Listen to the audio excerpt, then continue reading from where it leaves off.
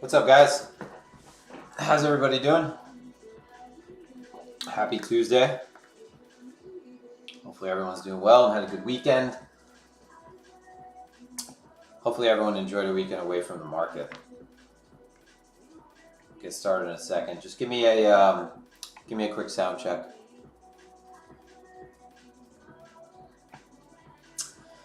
Microphone, background noise, all of that. Let me just move this. Good, cool. Yeah, you like the title?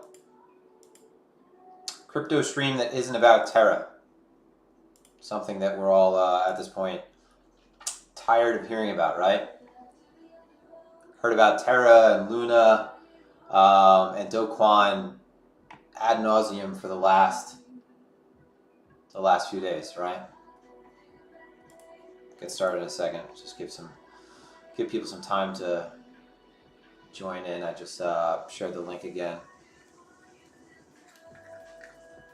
See some familiar faces. What's going on, guys?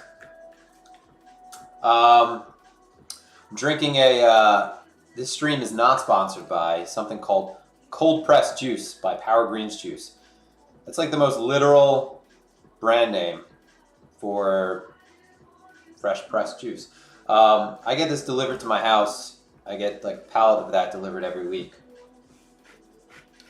I suggest the real alpha that's going to be discussed in this stream is the benefits of getting your groceries delivered so that you have more time to do the things that you really care about. Because the premium that you pay to actually do that is quite insignificant compared to actually taking a trip to the grocery store. All right, so anyway, another minute, and we'll get started. Yeah, so the Fed, Jay Powell was speaking. He's doing an interview with, it was either the New York Times or the Wall Street Journal. So it's not going to be really that important. It's probably going to be, it's probably not going to lead to much, honestly. The potential for maybe some, response that leads to maybe a short-term movement is there during the question and answer, I think, but I don't think a whole lot's going to come from it. So I honestly, I wouldn't, I'm not upset that I'm missing it. It's going to be starting in an hour. All right, so anyway, thank you guys for tuning in. If you're not subscribed to the channel, please go ahead and subscribe, hit the like button. We really appreciate it if you do that. I started doing streams again. So I said during the bull market, I said countless times, I'm going to stream, I'm going to do it consistently. And it's not feasible when the market's moving. But I'm a man of my word. I hold myself to a high standard with what I say. And even though it's to people that I honestly don't even know on the internet, it's obviously been a bear market for a while now. But I think that during the summer, it's going to be a lot lighter. So it'd be a really good time to hop on here. And I've been consistently on here on Tuesdays and Thursdays. I host a call-in right after this. So we try to keep this around like maybe 1.5 hours long. Try to get to the point, right? And then host a call-in at 2:30, which is basically, it's similar to Twitter Spaces, but I think it's superior. So it's available on Spotify. It's available on Apple Podcasts. So you could look up the Cantor and Clark Trading Lounge on both of those. And it allows you to call in, ask questions, participate, shoot the shit, so forth. So I host those right after these streams because I think it's a really good opportunity for those of you that, maybe ask questions to hop on there and ask them directly and again, just more or less converse. Fridays I do one as well. So that one is a little bit longer and it doesn't follow a stream. Anyway. So because we're going to be on here more consistently, please go ahead and follow us, put alerts on, all that stuff. As a reminder, none of this is financial advice, right? This is strictly for entertainment purposes only. I'm just providing, market color through the lens that I look through, right? So, I know it's a tall task to ask of you guys that you are holding yourself accountable and being responsible with your own positioning, because I know that you guys follow people on Twitter and follow myself and other people on YouTube as well. And you get a lot of your own interpretations from the market from us. But keep in mind, like, my win rate isn't 100% for a reason, right? I'm wrong plenty of times, right? My win rate is closer to 60, 65% right now. So that implies that 40 to 35% of the time, 35 to 40% of the time, I'm wrong. And I rarely let my stops get hit. More often than not, I yank myself out of positions when I just get a bad feeling. I've been doing this long enough to where I have a more nuanced approach. And if you're following me, if you see something on the stream, and there's maybe an opportunity that I'm describing and it's setting up, I might be entering that trade and exiting it 5 minutes after I enter it, and you're kind of left in the dark. So keep that in mind. All right, and lastly, again, just want to give a shout out to Phemex Exchange. So Phemex.trade, that's the link that gets you access to plenty of promotions and bonuses, and it's a phenomenal exchange. 200 pairs, spot, perp pairs, yield as well for stable coins, and no KYC. If you don't want a KYC, they have a non-KYC option. If you do KYC, right, then you get reduced fees if you're trading spot. And then lastly, not to leave out, and this is an important feature. I think that's a great addition that I've added in the last week and a half, 2 weeks. 17 bidding writes stream summaries. So after this stream, there will be a summary that's usually available. Honestly, the guy puts it out immediately, right? Hot off the meat rack. A stream summary of everything that I touch on, all the major points. He's done a phenomenal job of capturing them and giving that to you guys in a really clear and concise manner. So I will share that. He shares that. It is connected to his Medium. So if you actually go on his Twitter page, 17 bidding is his handle. And you'll see that his Medium is attached to his page, and you can see all the previous stream summaries. And if you look at those previous stream summaries, you see how damn accurate we've been with all the things that I've talked about in the last couple of streams. Game plans, expectations, yada, yada, yada. Okay, anyway, everyone said the sound was good, right? Got a few things I want to touch on just from the get-go. I'm not going to talk about the whole Terra debacle. I don't want to.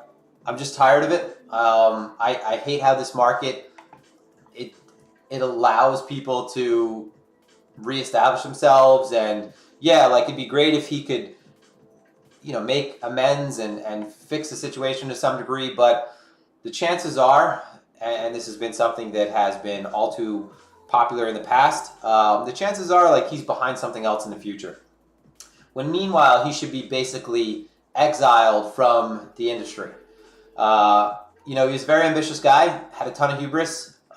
He was your crypto, and there's been many of them, your crypto, fly too close to the sun, too close to the sea. What's his name?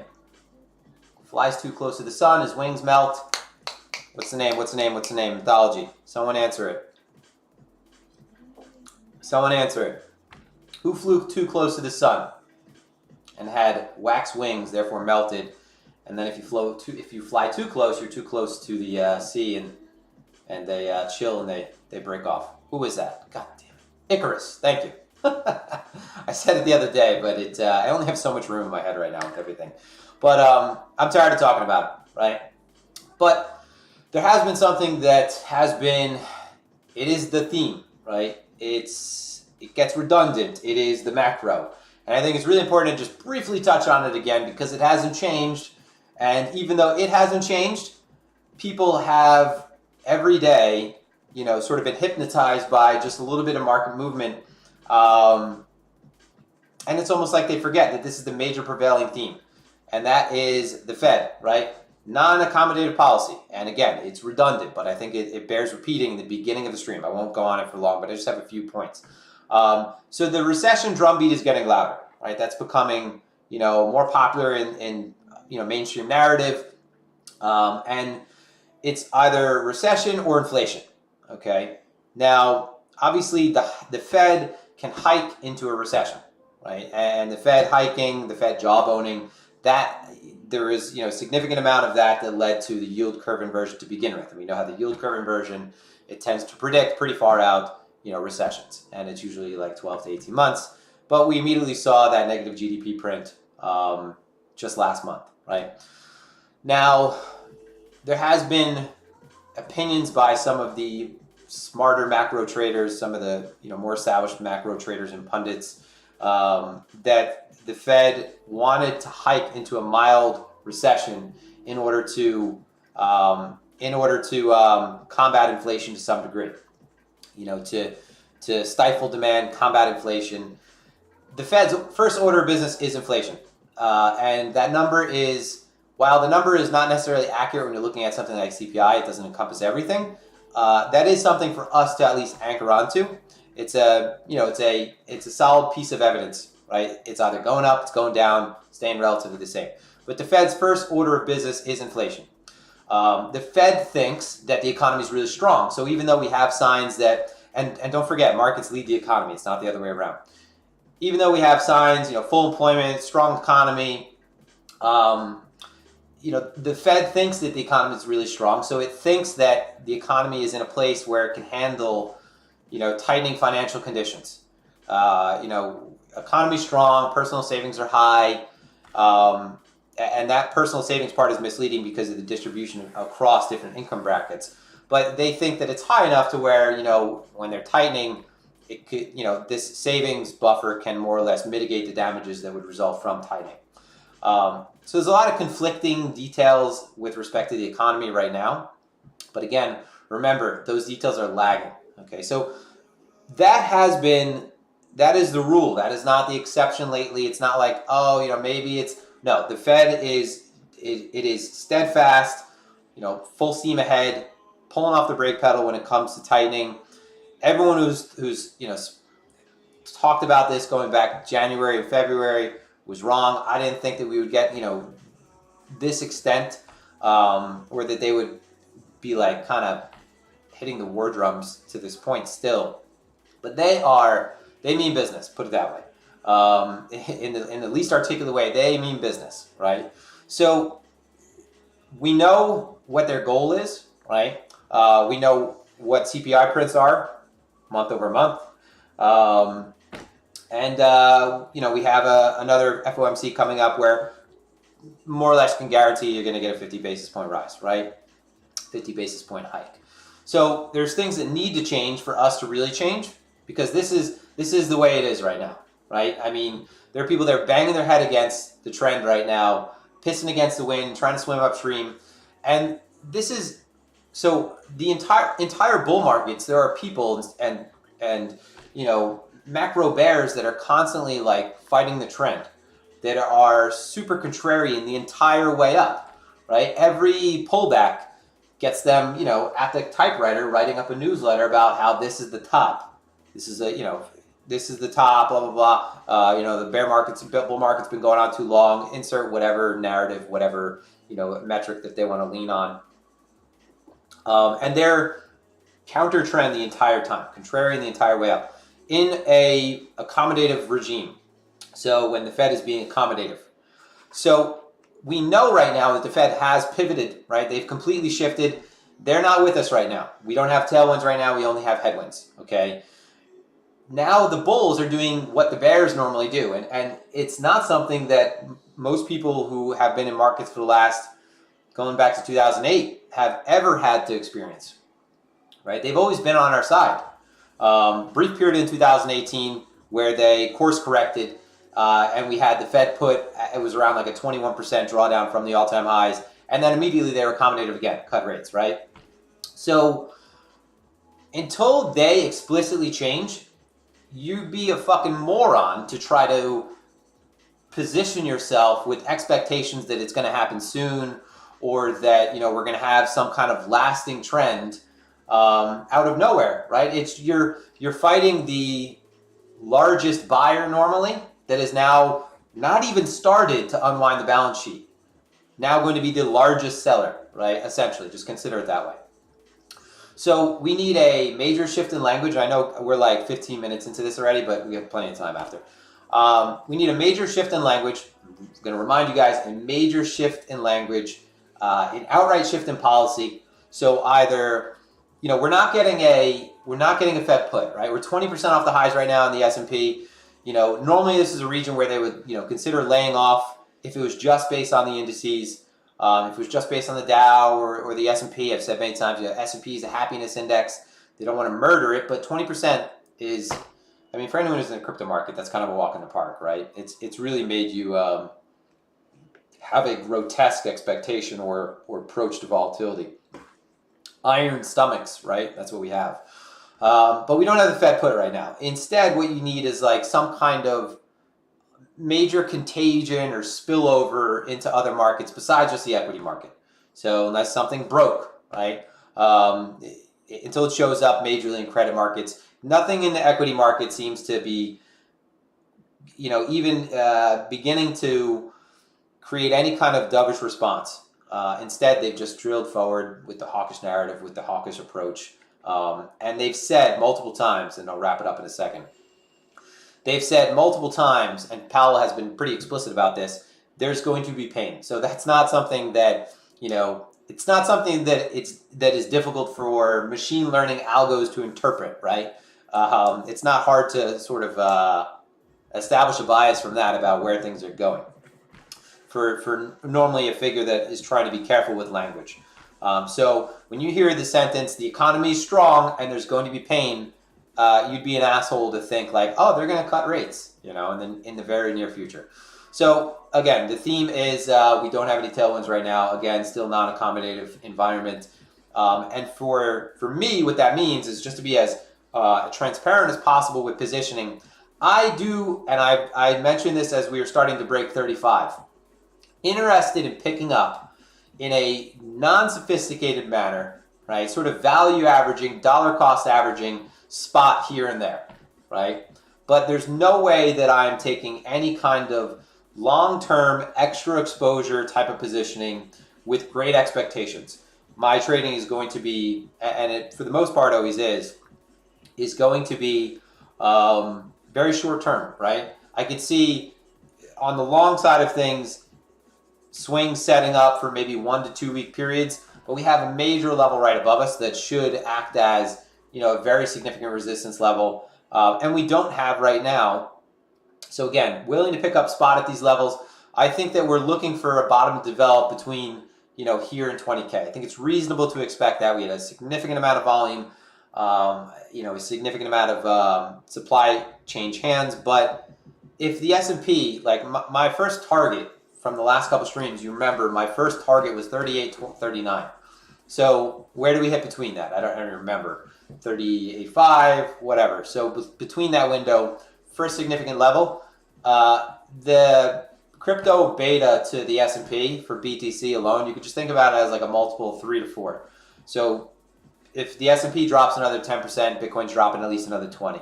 So 20 to 25K as a bottom, that's a great opinion, right? That's my feeling, but that doesn't mean shit at the end of the day if the S&P jumps off a cliff. Like I immediately abandon that. I don't still fight the trend at that point and martingale if we're starting to break below 20, unless I see again something really significant occur in positioning. But we don't really have that right now. What we have right now is we have, and then I'll get right to the charts, I promise, guys.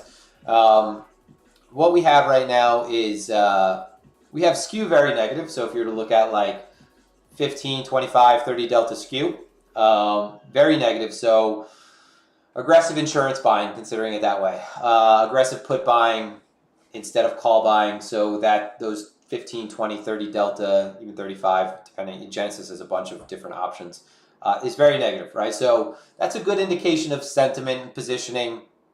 You have basis that was flattened to a degree, but it's not flat or in backwardation.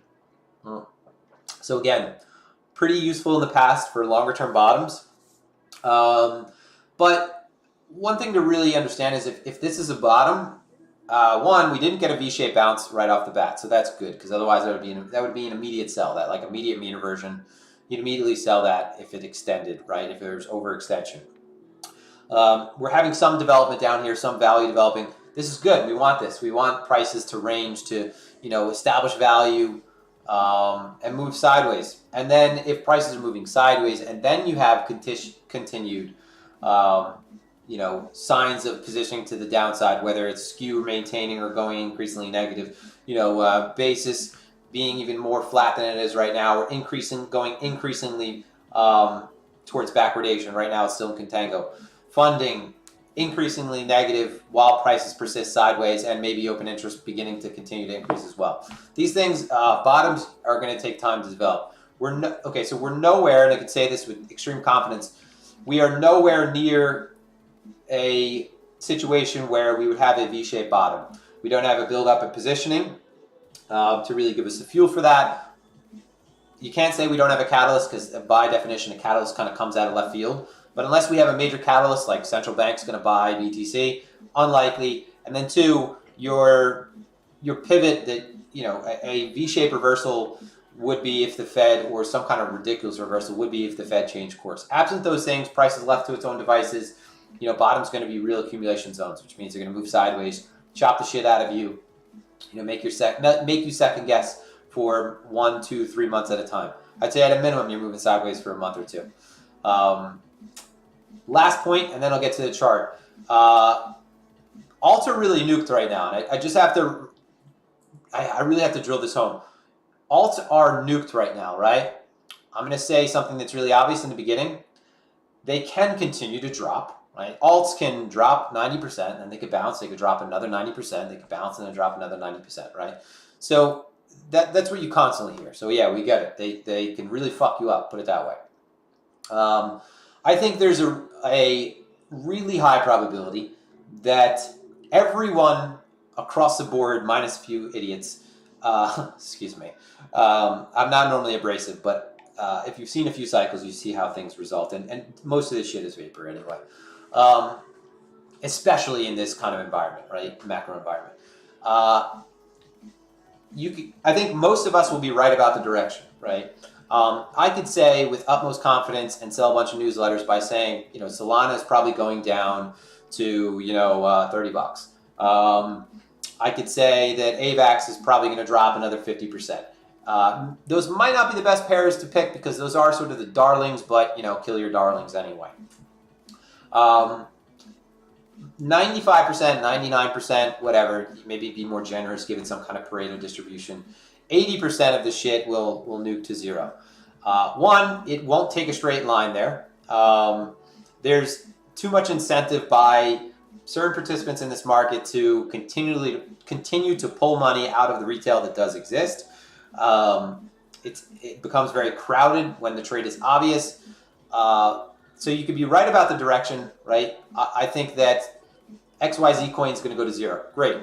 Now put a position on that. It's really dangerous. The point I wanted to get to, I'm not really interested in, even though I know, with utmost near certainty that most alts are pretty much, I could probably throw a dart at the board and short them.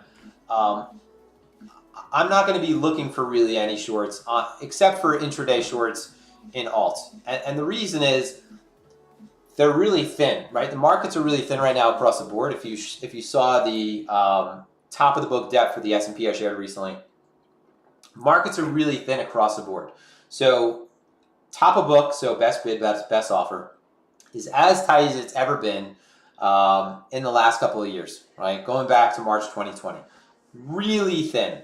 Now, imagine how this is exacerbated in crypto markets. It's not thicker, put it that way, right? So legacy markets, I've been talking about this since they lost the 200-day, which is where you see a bunch of liquidity providers step out, CTAs, all that, become really thin. Noticeably thinner under the 200 weekly moving average when you lose it. Your trend followers are flipping positions. You're losing a lot of those supportive flows that normally step in. So crypto is just paper thin, right? It's tissue paper thin.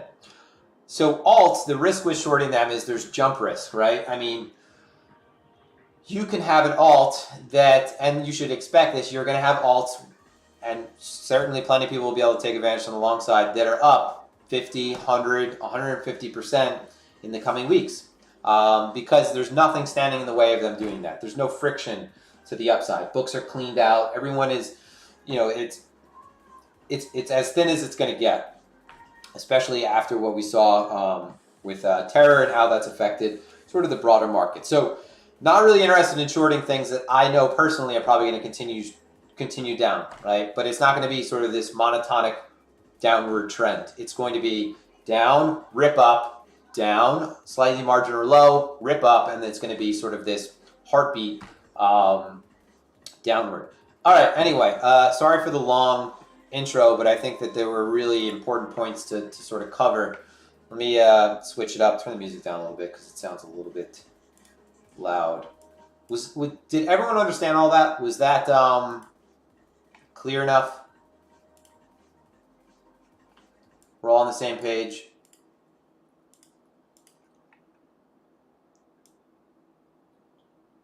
Sort of just wanted to drive home. Don't forget where you are right now in terms of macro and what's going on. The legacy crypto correlation it has not weakened at all. Regardless of what Barry says, I mean, the correlation is as high as it gets. Just give me a cool, same page. All right, so let's switch it up. So first things first, I mentioned that, I mentioned a couple things, right? One of the things I mentioned was skew. So just to give you guys, just to reiterate, because some of you guys have been following for a while, some of you haven't. So Genesis is phenomenal platform, Genesis Volatility. This is what I was referring to. So this is 25 delta skew. This is the difference in the 25 delta put, 25 delta call to show which are richer. So by richer, I mean more expensive, more bid up. In this case, now you could have skew change based on a bunch of factors. It doesn't necessarily need to be that there's outright more purchasing of puts than there are calls. It could just be that there's more call selling and that put is staying relatively the same, and you're still going to have that negative skew. But it is as negative as it's been in a really long time. So again, this is and I just wanted to touch on this because one, Genesis is a great platform, and two, and Genesis is not paying me to say this, by the way. But two, this is what I am referring to when I'm talking about skew. It is normally going to be 25 delta skew. So it's the difference between that 25 delta put, that 25 delta call. What you're just looking at right now is the options market sentiment. It's either directional plays outright, or it is considered as, just consider it as insurance. So the outlook right now is very pessimistic, best way I could put it. Pessimistic outlook. Futures, really quickly. So this is, I'll go to Bitcoin Futures Wisdom.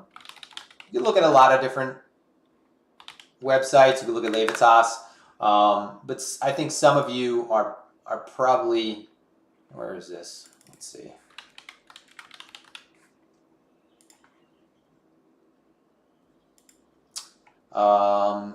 Here. It might be better for some of you to visualize this. So when I'm talking about contango or backwardation, previous bottoms, we've seen backwardation. So if you look at, we'll just look at the most important exchanges. Deribit, FTX, Binance.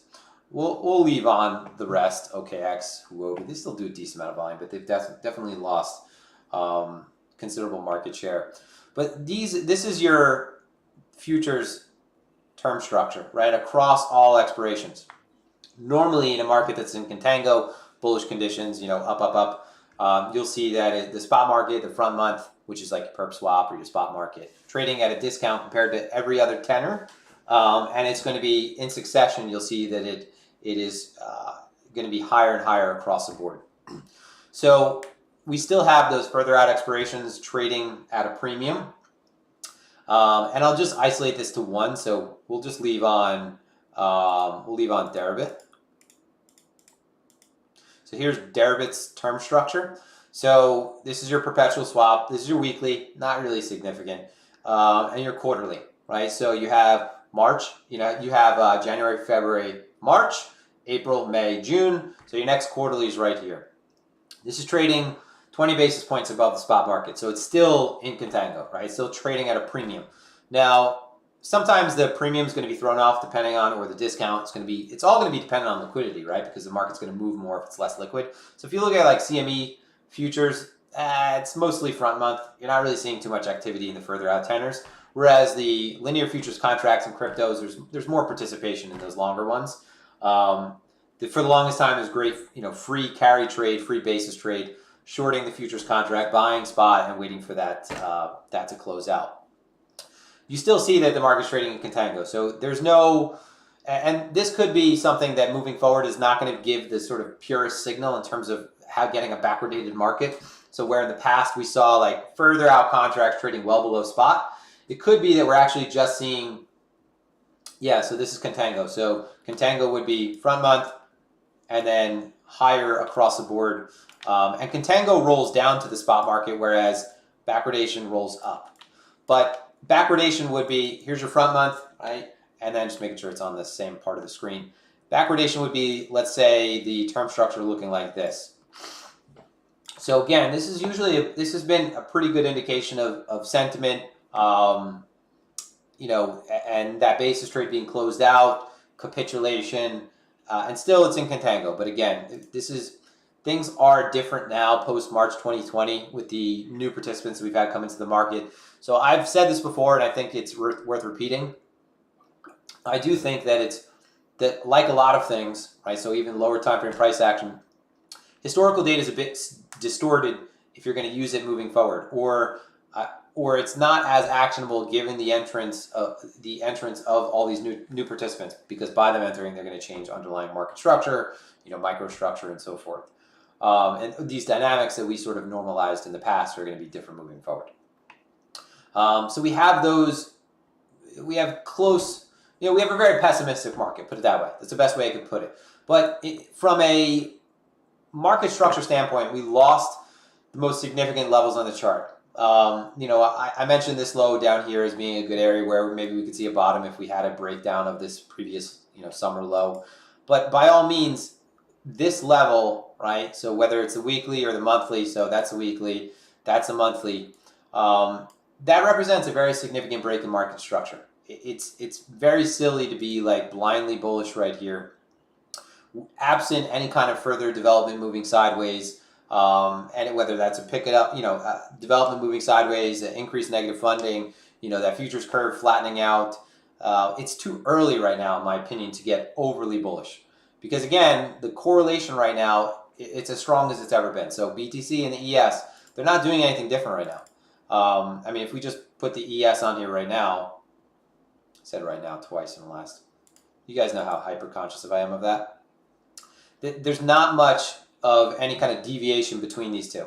Now it's scaled weird, so it's going to look much different right now, but if I flatten this out, so if I flatten BTC out, make BTC more extreme, you'll see that we relatively had ES more or less moving ahead of BTC. So there's sort of a lead lag. When the markets are stabilized, that might be a little bit more obvious.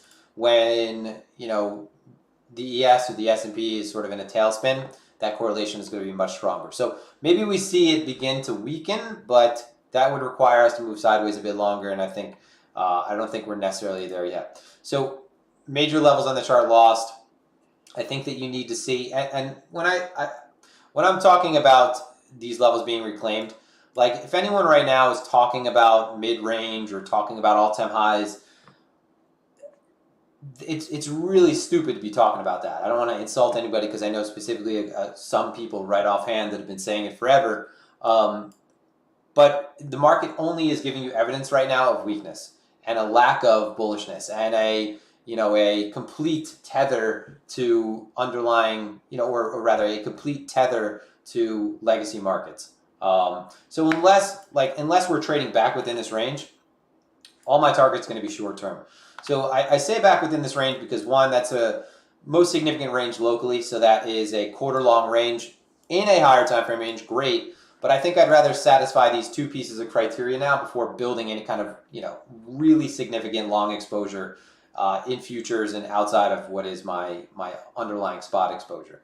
So that means reacceptance back within a range, and what that satisfies is acceptance back above a key monthly level, acceptance back above a weekly level by proxy since it's under the monthly level, and we're ways away from that right now, right? We're sitting well above it, and we have a lot more work to do. If I'm looking at this on just a low time frame, and I'll get to the TPO in a second. Not a low time frame, but just the last week, we're forming a balanced area, right? This is forming its own very nice range. This whole region is a region of accepted prices. If this is the bottom, it's very likely that we end up testing down here again. Again, we don't have any kind of catalyst right now that should really send us ripping through these levels. The S&P could be the catalyst, right? If the S&P was going to continue to rip up, reclaim and hold something like, if we looked at the index right now, reclaim like 42, that's a different story. But again, that's not the situation we're in right now. So I think that I am a little bit more bullish now. I'm more bullish than bearish. I think that we have a situation where the market has put in a significant low, a significant amount of volume has been transacted. I think that we should see some relief in legacy. We have OPEX coming up this Friday. We could see some relief after that, and more clear trend. So just know that OPEX is this Friday, and anything leading into that is maybe not the best activity to lean on. So a trend out of that, I think, is more significant to me than a trend that goes into OPEX. But right now, if it is bottoming, I think that we're going to get another test of the lows. I think it's very unlikely that we don't do something very similar to what we did at previous bottoms. And especially, if we look at how significant of a change occurred, again, we have a quarter long range. We broke through weekly and monthly levels on over a year long range. We're below yearly value. And sorry, just seeing the chat. And it doesn't make sense to be blindly bullish. But if we have another poke at the lows, and on the back of this, now knowing that Do Kwon and that BTC is not sitting in the room with us, I think we get a little bit more meaner version than what we have. So I think the targets that we revisit ultimately take us back. Whoa. Right? If we could base out here. So if we get something like, let's say like this, and then we reclaim, I think maybe we could revisit 34, 35. But I'm not longing here looking for that. Just because, and we'll look at a different chart now. All we're doing right now is rotating with imbalance. So I only want to trade wrong prices. I don't want to trade where value is being established. I don't want to trade where buyers and sellers are in most agreement. I want to trade where they're potentially going to be out of alignment, right? Where they're in disagreement or one side is really off sides. So we just had 1 day low, followed by what was basically 4 or 5 days of balance, right? So if we undo all of these, we have 4 days of balance forming. Each day ends up so the days have transpired relatively the same. So we've had majority of the day being in balance, leading to expansion. It leads into the next day that ends up balanced, closes off expanding, and then so forth. So it's not like there's been any leg behind what looks like the beginning of any kind of trending move. Instead, what we've had is value. Looks like you have value migration. Ultimately, you normally look back down at something like point of control or value area low of this prior day. Instead, reacceptance within prior value, break above the high, failed auction above there, into a naked point of control, reaccepts back within value. And this, even though there's not like perfect value overlap, you had it in the last 2 days, this area is a really good composite, right? So we merge all these. You can see that nothing really has changed. So as long as we're close to the meat of this is agreed upon, right? This is where value is developing. This is not a really great area to get in position. It's kind of like the saying, don't diddle in the middle. This is exo charts. So a sign, though, that maybe we're looking at a breakout was starting to show up this morning, right? So you have, again, this is the last 4 days. There's no like inside day structure. There's no, again, it's not imbalance except for the last 2 days where you had value overlapped, but it is the last 4 days. It's a case of highs and lows being in relatively the same region. So this is a good composite. So just this morning, it looked like maybe we were getting an accepted move outside of, if 30,500, if we could claim this as support and hold this level, well, then maybe if you look at the last couple of days, or with respect to the last 2 days, maybe we have our first real breakout where we have another move back up to maybe 31.5. So again, just a short-term opportunity though, but we're still, stuck within what is a pretty obvious range. So areas where I would want to really get involved would be, and not for nothing again, because I don't think we're going to be putting in some kind of V-shaped reversal, I would want to short somewhere closer to up here, right? I would want to get involved with what looks like a reversal, because I think that I think the market would be wrong on that assumption. I think that if we had a breakdown that lasted, 1 day like this and just had a brief period of balance, that a move up is going to be fade worthy, right? Somewhere into this naked point of control around 33.5. Again, I had sort of that 34, 35 region as maybe being the, sort of flush spike upward. But I would anticipate that anything that developed up here, if we got some kind of backside retest at that point, that we're going to be rolling back down into this structure. And then on the other side of that, because I do think that this is maybe an area where we could see a much longer bottom develop, and I'm cautious about saying that because I think that the likelihood is that it's much wider and much longer, right? So I said 2 months. I think, again, at least a month, 2 months.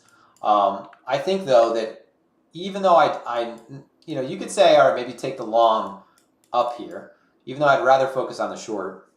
But if we did get a move that broke outside of this value, so again, we're in very agreed upon area right now, so I don't want to get involved where buyers and sellers are agreeing. If we did get a move that broke to the downside, you have this kind of shelf. So it's on a composite, it's an anomaly but the days weren't evenly distributed, period, right? So we already know the underlying structure wasn't evenly distributed. But if we did get something that looked like it was torching back down towards the lows, I would want to get involved around that sort of 27.5, where the excess begins, right around 26.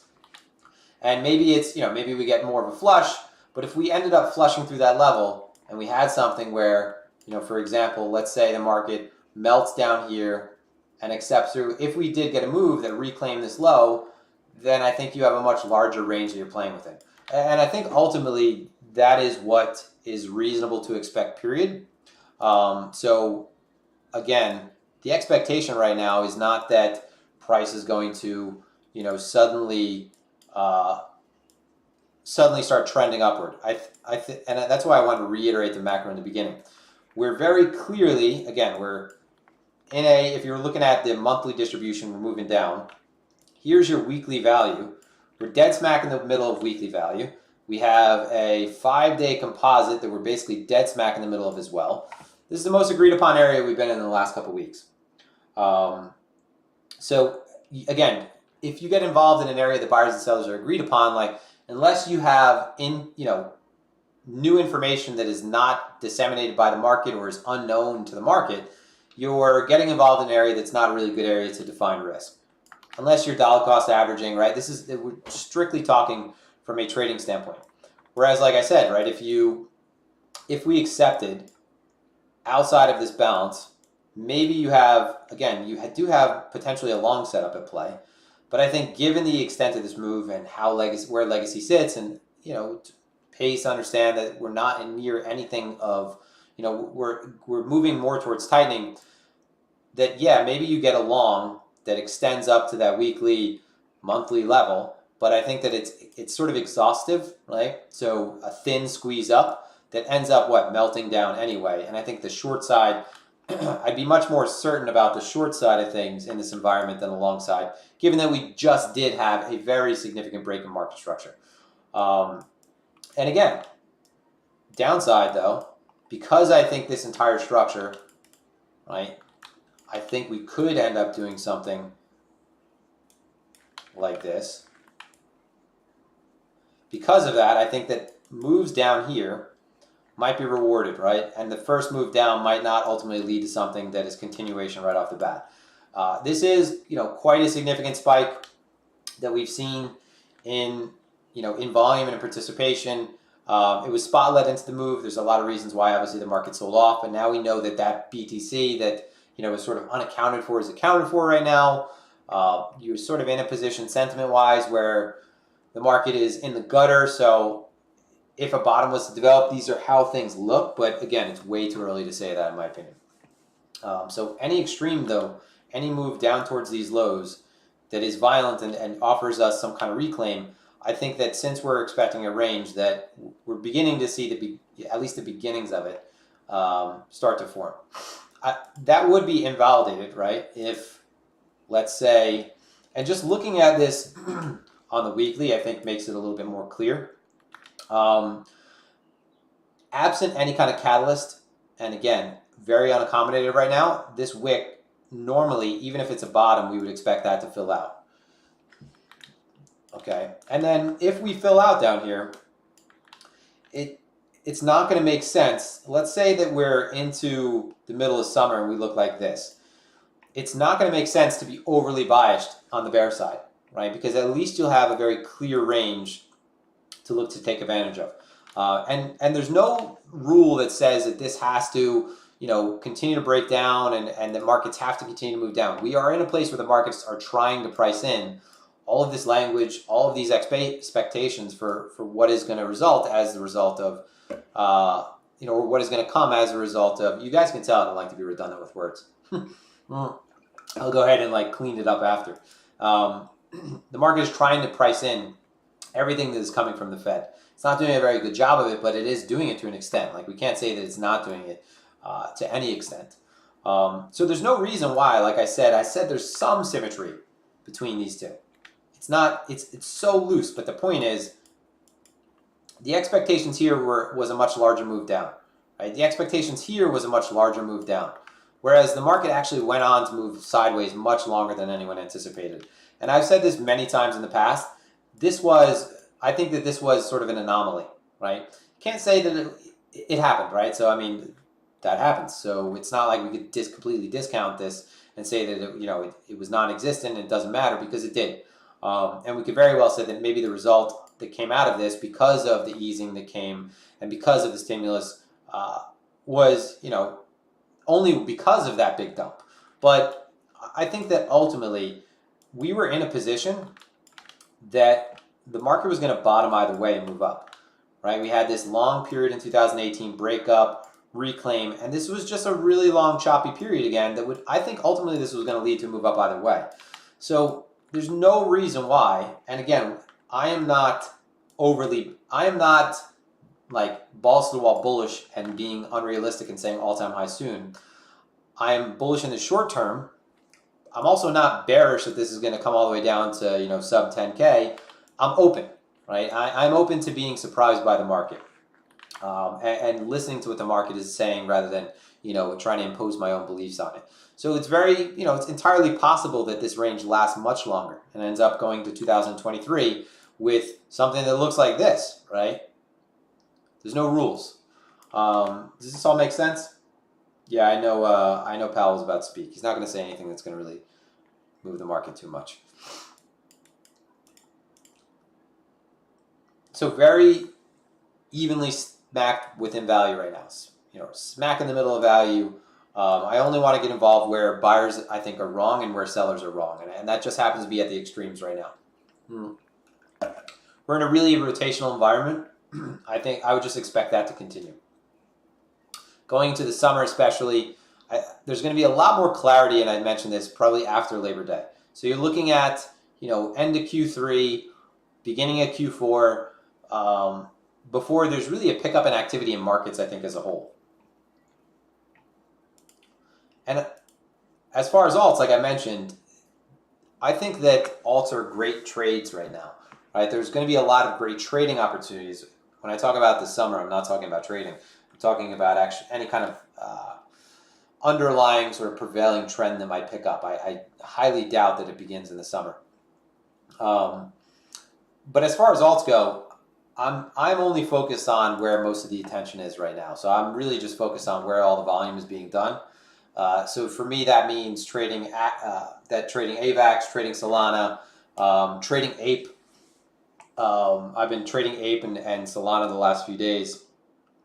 But everything else, again, I think it's on its long-term death spiral. And if you're shorting it, though, you just have to consider that jump risk is there. So we're going to be going to a period because of how liquidity has really dried up, where we do have bounces in alts that kind of come out of left field and are up, 50, 100, 100% in a day, and then completely melt back down. So ETH and BTC are really my primary focuses right now. And BTC and ETH are relatively in the same spot, right? I mean, if we look at ETH on the high time frame,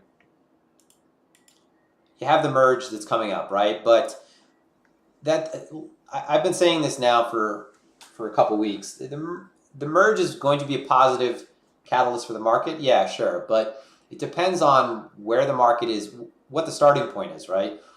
So if ETH drops all the way down to, let's say $1,000, or drops down to 1,200, and then the merge only brings us back to 3K, that's a big difference, right? Then if you're buying here and thinking that the merge is going to just lead to up only from here.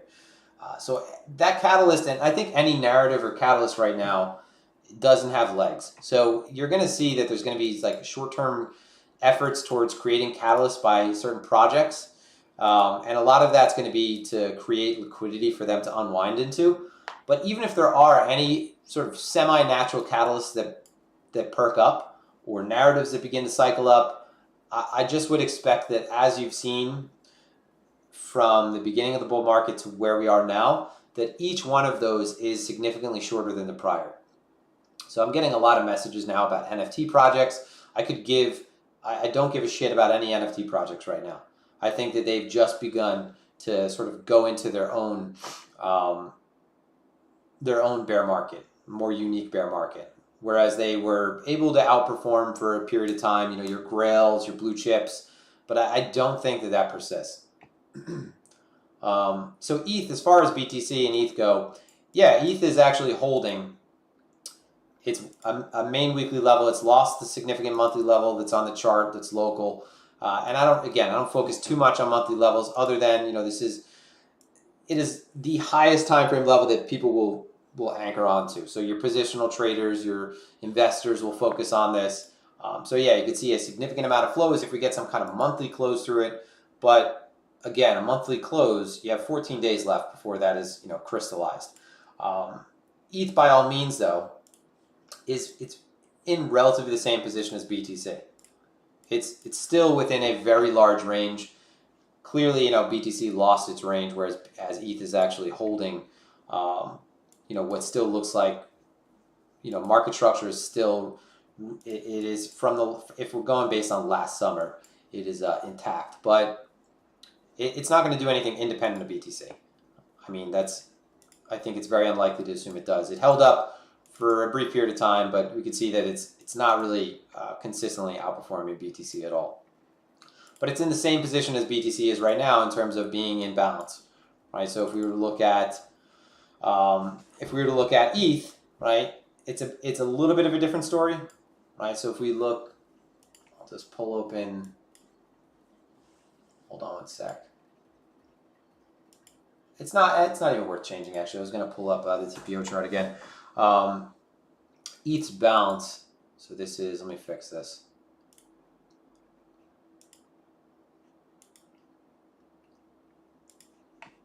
ETH has actually began to lose a little bit more of its composite and fall back into balance. So I guess I should, because it's not going to be as obvious on trading views. So hold on. So with this kind of structure, just to reset this again. So you had two failures at the high locally. But mostly all of this is within balance. And now we're accepting back within that composite below today's point of control. One sec. So normally you'd expect, if you failed to accept through the high, so we have this kind of failed move through the high, that if we move back up and start rejecting again off of that sort of 2080 level, you just target range lows again of this composite. So the value area right around 2K. And this these trades, right, these intraday trades, with ETH, I think it's a little bit more attractive than BTC. It's there for BTC, right? I mean, still in this composite. If we get something where we're starting to rotate lower, you'd be looking right around that point of control. I think that, again, like I said, if we started rotating lower, I'd expect more of a breakdown ultimately anyway. But they're kind of in the same spot, right? There's not a whole lot of idiosyncratic flows taking place between ETH and BTC. You guys all following along? Let me just check back. Hold on. Go through the chat.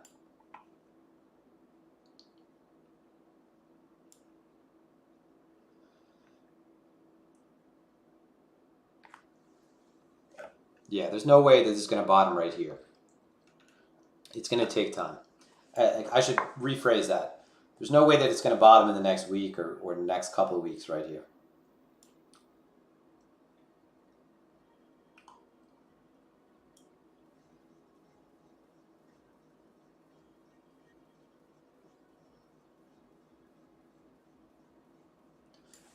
So the difference between the trading view tickers, the ES is the E-mini futures contract.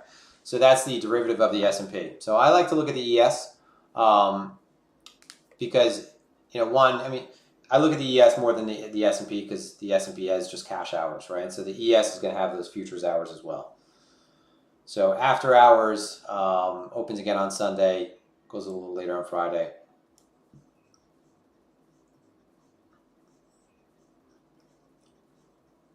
The platform for TPO is ExoCharts.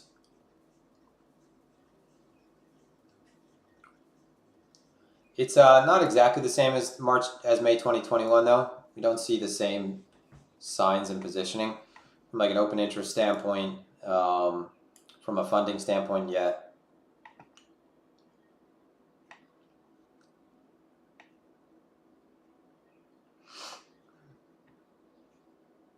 This blue box right here, that is monthly VWAP and standard deviation bands.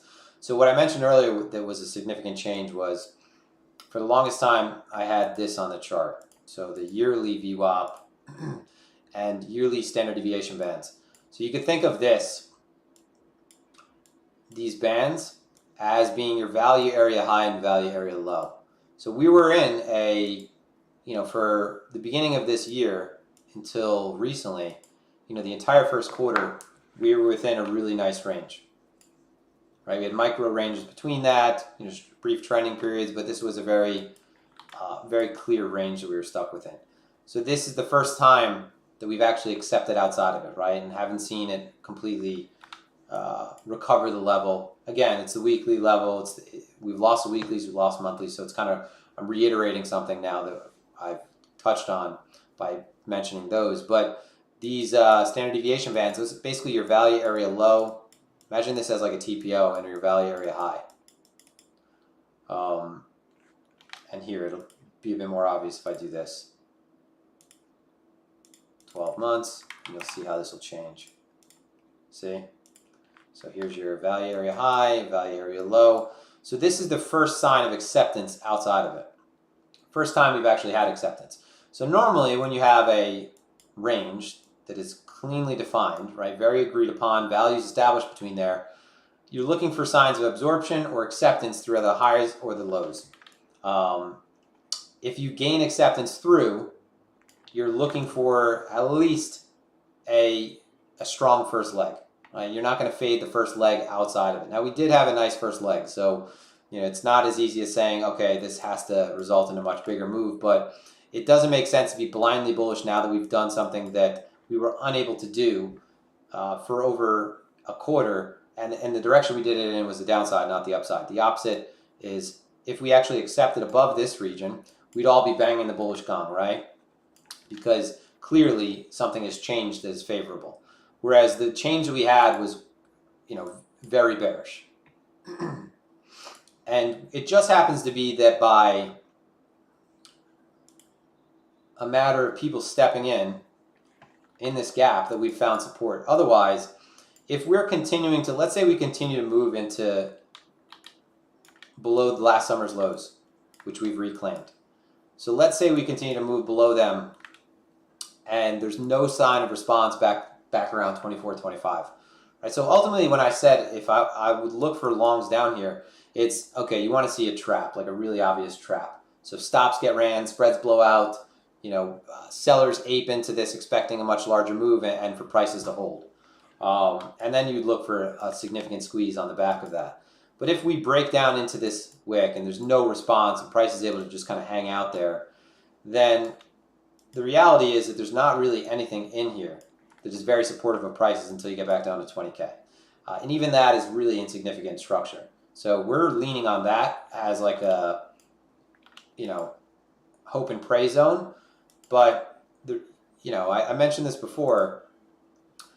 If we're looking at this on the high time frame and just being as honest and objective as possible, if we were looking at this as like let's say a 5-minute chart, an intraday chart, and this was a double distribution, so brief period of balance, right? High conviction move up, another period of balance separated by single prints. If you re-accept into this region, this is normally the region you look to act as support before continuation. So you'd want to honestly get long at the gap or the edge of the gap or as close as possible. But if you accept back in the gap, back in the direction that you came from, usually you're going to the far side, right? You're going to the far side of that void. So if we fell back below prior all-time high and there's no response, then yeah, you're probably coming back down under 13. I got to mention it because it's, that's the way it is. But not saying I'm anticipating that happening. But it's just there's not a whole lot in the way there. Whereas this is clearly a much bigger pickup in structure and participation. So I wish there was some kind of inside day or low time frame based signal. But again, it's where it looks like every day offers us some kind of expansion out of the prior day, and then we're just folding back into the prior day's value. So we have value form. This is a weekly.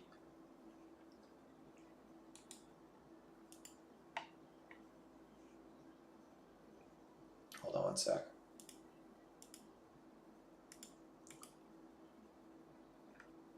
Oh, that is a daily. Never mind. I don't know, a 5-minute chart. So all we're getting is what looks like, it looks like the beginning of a breakout, and then we're rolling back into prior day's value. So we've done that the entire way across. I'm just drawing where value is. And again, if let's say we can't get back above 30, then you're immediately just looking back down right around 29,250. And that's all we've done. And if you're going to say, hey, how would you best extrapolate this if it was going to remain doing exactly what it's done? It would break down, look like it's going to break out through the low, bounce, right? Look like it's going to break up, and then continue to do this over and over again. That's all it's done the last few days. If you look at how each day has unfolded, one sec. So most of the day is bounce, strong move outside of bounce. Most of the day is bounce, strong move up. Actually, that's the following day. Most of the day is balanced, strong move up, unravels. Most of the day is balanced. Looks like it's a strong move coming out of that. So just very rotational, very choppy. Not impossible to trade choppy though. So let's see if we get a break through yesterday's value right now.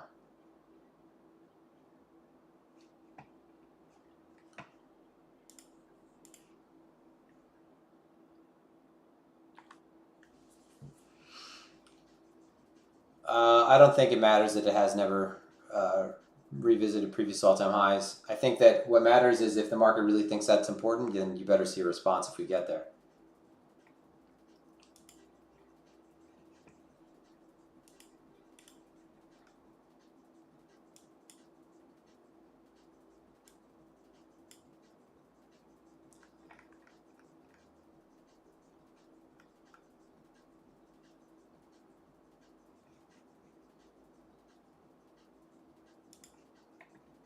Any questions, guys?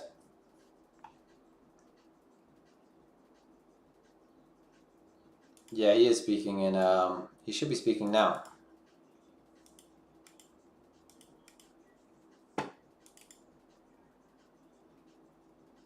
I mean, you have this major supply zone right above 41. So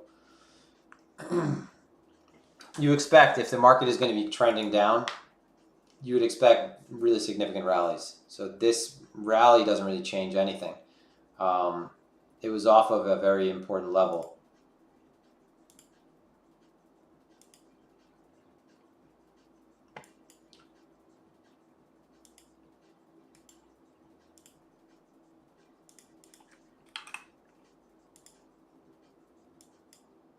So this rally, just to give you some color,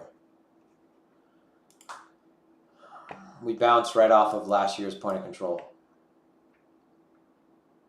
So here's your profile from last year. That's your point of control. And then the next levels that I mentioned were 34, 35 region for sort of the same reason as this current one. Just where there's a good amount of activity that came in.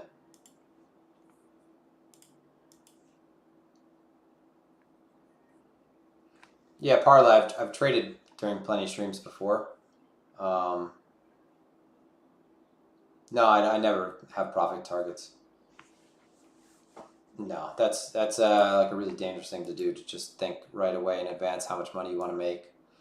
If anything, it's good to not even focus on that at all and just trade the situations and setups that you trade, especially if it's more mechanical.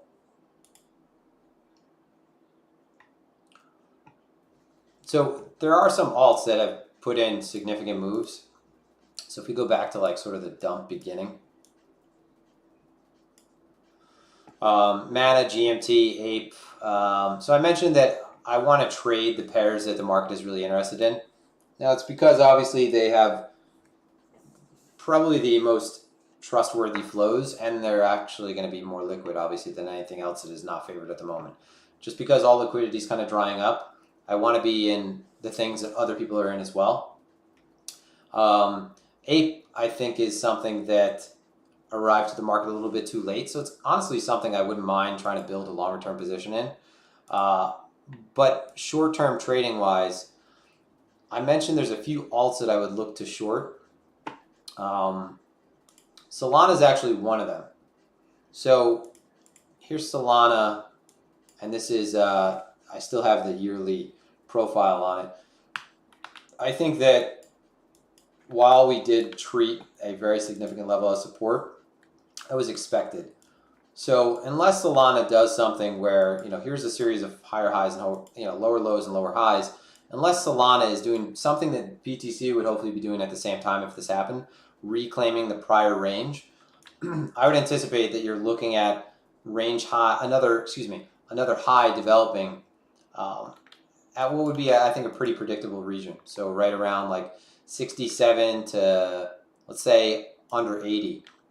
So looking for something where you have maybe a spike like this, to get short something that is more predictable than, like I said, the other alts that usually are going to be, you're going to be at more risk of, you're going to be more exposed to jump risk because they're much thinner. So I'm willing to short some alts as long as they're thick or thicker, and they're in, again, reasonably definable regions. So I think that this region right here is what I would say is reasonably definable. If you put on something like, we'll put on the 20-day. So that's right around your 20-day moving average as well. Why is it showing me 2? Oh no, that's the VWAP. 20 period on the daily, right? Sort of bull and bear line, dynamic support and resistance. Something around that region would be, I think, where I would expect a bounce to kind of peter out at. And that's one thing I wouldn't mind shorting. Another one was, honestly, GMT as well. Hold on, let me turn off log. I don't think that GMT is set to, again, do anything that the market isn't doing. So more than likely is you form a longer range in this region. And this came and tested, again, one of the most significant levels in the chart. Your historical levels in alts are almost always going to offer a bounce. So it is something that, I guess with a high degree of confidence, you can bid, at least in the short term. One sec. What's BTC doing? If you're looking for alts and you're looking for like longer term bottoms to develop, this is where I would say looking at something like RSI might be useful. You know, you're looking for divergences in momentum beginning to shift, obviously a good amount of volume transacted, and if we're expecting bottoms to form, they should take long, right, rather than being over in a week. And I would want to see, like, if I'm looking at an alt and maybe it's a candidate for a bottom for a longer term position, you want to see at least divergences on something like the 4, 12 daily. And again, the RSI can be something that is useful for that. We're kind of at that point in the market where I think that that might be a very useful, it's always a useful tool for people that use it often, right? But where if you're not someone who uses RSI, it might be worth taking it out to see, you know, how oversold we've been. If there's been a warning shot, like we've been oversold once, and then, you know, now we're somewhat deviating and seeing a divergence. How do you know when you could live off trading? You have to have a lot of capital to live off trading, period. A lot of capital. Like, you have to be really well capitalized. You can't think like, oh, I need to make this much to live off of it. It's just, no one's going to do that. Unless you get really lucky, it's going to be very, very difficult, nearly impossible. I think sushi is garbage. I mean, I've been talking about sushi returning all the way back to its previous bull market levels. It's only been disappointing, and faster to disappoint than almost all the other alts. So if there's one area on the chart for sushi, it would be the only, like the lowest low on the chart, right?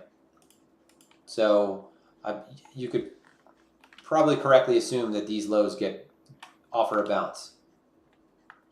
And then, like I said, if there's one time to use the RSI, it might be if you're beginning to move sideways at those lows and you begin to see that, you know, you have some kind of divergence, you know, we're oversold multiple times, higher each time, but I don't think anything of sushi. I think it's dead.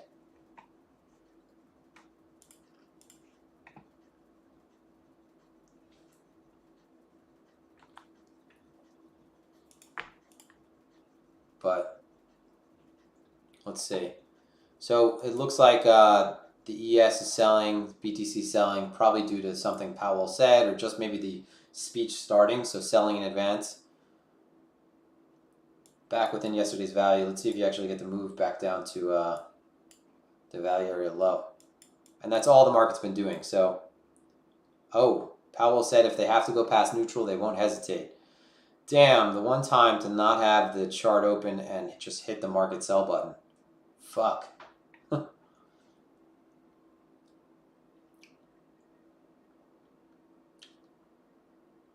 I was just looking at another screen and seeing that the alerts had come up.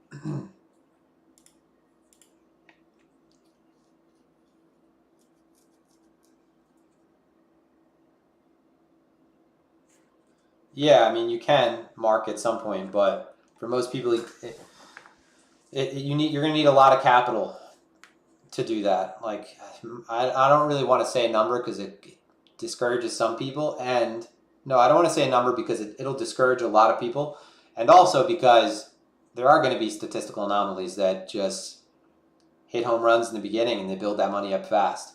But most people, if I say the number, they're going to think about how much of a mountain that is to get to. And I just think it's the wrong way to start thinking about it, period. If you want to trade, it's just going to be a long, long journey of paying a lot of tuition and probably 2 to 3 years of just terrible trading.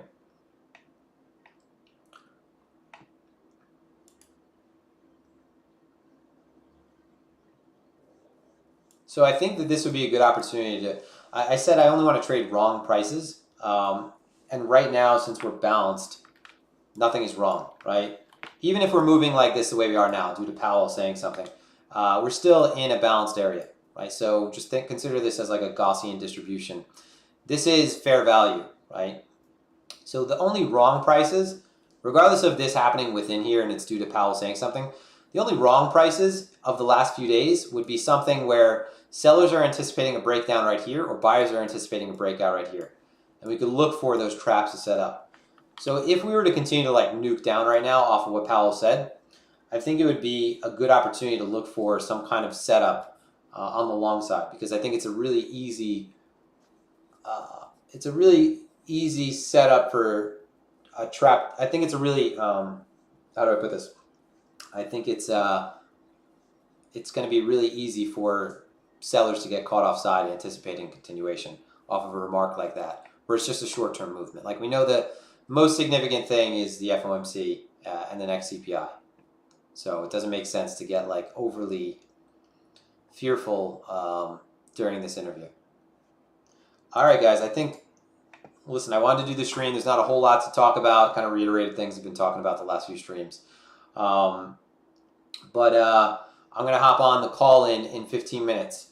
So 6 figures might be enough for some people. It might not be enough for other people. 8 figures might not be, listen, 8 figures is probably enough. I thought you said 6. I think, so if I had to put a figure to it, I'd say that, and again, this could be someone else's experience. Someone can have a completely different experience. If I had to put a guess, so you have to have at least like $500,000. And listen, I'm saying that, and it doesn't mean anything, because there are people that do it with a lot. They've done it with a lot less. It all depends. Like, are you making money trading? Because that money is going to be what allows you to keep surviving, and if you're taking small losses, to not run out, right? So the more you have, the better off you are. It's like, the obvious comparison is like just having a mound of ammo, or you have to hit a target, right? And it's really fucking hard to shoot. And I shoot, I'm a shooter, so I can tell you that most people think that they could put a scope on a gun and hit a target as long as they could see it in the scope. And then you realize, like, holy shit, no. There's a lot that goes into ballistics and hitting a target that's really far away. A lot of things you need to account for. So you could take like 20 shots and still not even be close, but it looks good when you're looking through the scope, right? If I only gave you 20 bullets to hit that target, some of you might do really well early, but most of you probably wouldn't even be close to having a good shot grouping. Whereas if I gave you 1,000 bullets, okay, then we're talking a different situation. It's the same thing with trading. One, you have to make sure that your losses are not going to take you off immediately. So that's like having 1 bullet. And then 2, you want to be able to take, knowing that you're taking small losses, you have to know that depending on whether or not you're starting off on the right foot or the wrong foot, it could mean that your strategy is incurring a lot of losses before you figure out it's wrong, or a few losses. I said Rosses because I was reading Ross. So, all right, guys, I'm going to wrap it up because the call-in is going to be in like 15 minutes, and I'll share the link on Twitter.